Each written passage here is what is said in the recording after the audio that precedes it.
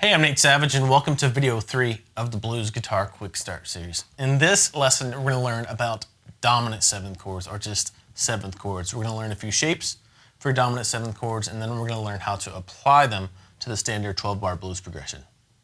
7th chords or dominant 7th chords are one of the major contributing factors to the overall sound of the blues. The blues doesn't always use dominant 7th chords, but it's really common to see dominant 7th chords all throughout blues songs.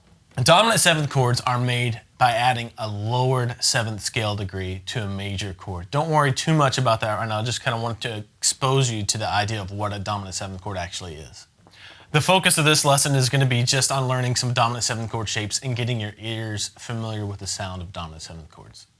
Now, generally, major keys only have a dominant 7th chord show up one time, and that's for the 5 chord. When we're playing in the blues, you can get away with using dominant 7th chords for all the chords in the standard 12-bar blues progression, the 1, the 4, and the 5 chord. That's kind of the magic that lies in the blues, somewhere between a major and a minor tonality. Let's move on to learning some dominant 7th chord shapes. It's important that you know at least some of these, so let's just go ahead and continue with the key of E blues that we've been working in. So if we know the 1, 4, and the 5 chord in the key of E, A, and B, it'd be great to learn 7th chords for those chords, so we're going to do that. For your E 7th chord, or E dominant 7th chord, it's really easy if you know your open E already. If you get that on there, all you have to do is take your 3rd finger off of that 4th string. And that's your E dominant 7th chord. So your 1st finger is going to end up on the 1st fret of the G string, and your 2nd finger is going to end up on the 2nd fret of the A string. And you can strum all 6 strings. And one thing that's going to be good for you right now to do is just go back and forth between an E major chord and then an E dominant 7th chord. Just listen for the difference.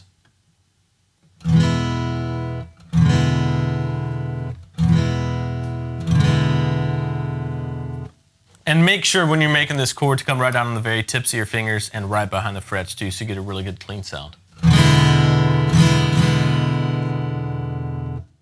The next chord shape we need to learn is an A dominant 7th chord. So let's kind of learn this the same way. Let's get our open A shape on there.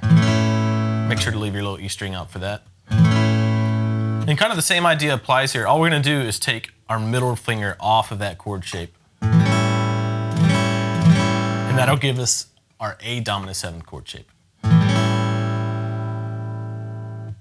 And really listen for the difference between that A major chord shape and the A dominant 7th. You're going to want to memorize and be able to recognize dominant 7th chords right away. The last 7th chord shape we need to learn to be able to play through our E blues progression is a B dominant 7th chord shape. And this one's a bar chord shape, so maybe a little bit tougher for you if you're not used to it. But get your bar on the 2nd fret. And then what we're going to do is basically make the same A major shape with our 2nd, 3rd, and 4th fingers. And you can just, again, same idea, take that finger off, that 3rd finger off, to play a B dominant 7th bar chord shape. Now, this fingering is a little bit weird. I usually don't make it like that. What I end up doing is just grabbing the 4th fret of the D string with my 3rd finger, and then my pinky stays on the 4th fret of the B string right there, and my bar stays in place. So that's the fingering I use for that chord shape.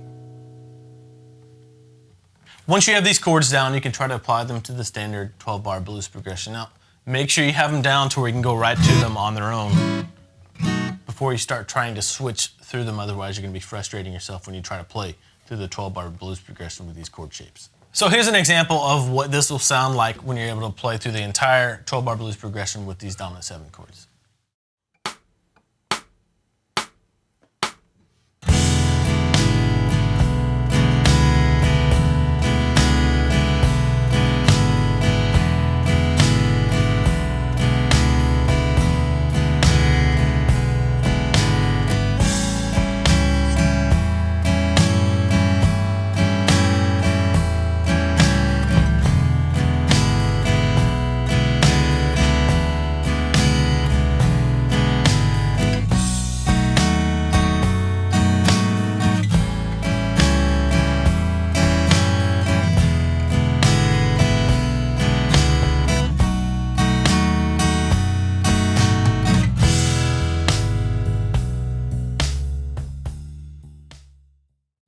Do you see how dominant 7th chords kind of make that 12-bar blues progression sound just more bluesy? Try to commit the sound of dominant 7th chords to memory so when you hear them, you can instantly recognize them. I wanted to give you some more dominant 7th chord shapes so you can kind of learn at your leisure. So kind of look at this part of the lesson as a reference for the future for when you're learning how to play blues in other keys. All right, the first one I wanted to show you was a G dominant 7th chord. And if you reference this back to your open G, all we're gonna do is move this note right here on the 3rd fret of our high E string down 2 frets. And to do that, we can keep our 2nd and 3rd fingers where they are and just come play the 1st fret of the open E string with your 1st finger there. So that's your change from G major to G dominant 7th. The next dominant 7th chord I wanted to show you was a C dominant 7th. So get your open C on there. And you're gonna leave your 3 fingers where they are. And all we're gonna do is come down on the 3rd fret of the G string with your pinky. Make sure to leave your low E string out. And that's your C dominant 7th shape. Listen to the difference.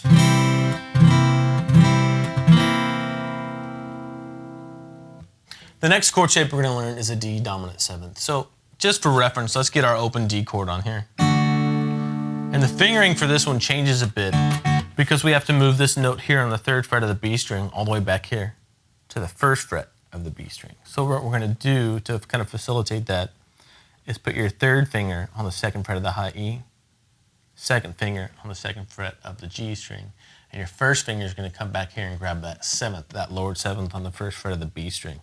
Make sure to leave the E and A strings out of this chord.